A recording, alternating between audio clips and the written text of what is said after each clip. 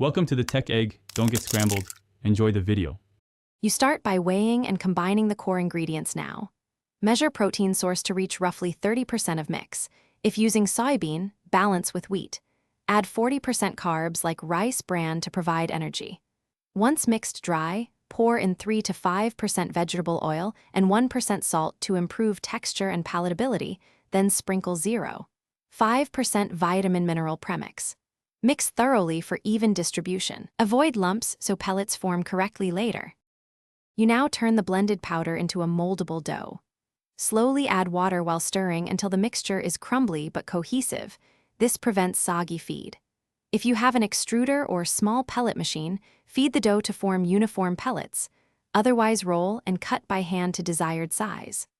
Once formed, transfer pellets to a drying rack and dry to about 10 to 12% moisture to ensure shelf stability. Make sure pellets are even thickness so they dry consistently.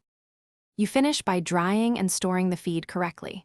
Sun-dry on racks with airflow or use an oven at 60 to 70 degrees Celsius until moisture hits 10 to 12%. This preserves nutrients and prevents mold. Cool completely, then store in airtight containers in a cool, dry place and use within 3 months. If pellets crumble or powder separates, rehydrate slightly. Add more binder, about 1 to 2% oil or natural binder. Remix and repellet to restore durability. That resolves most issues. Thanks for watching. Consider subscribing if I helped unscramble your problems.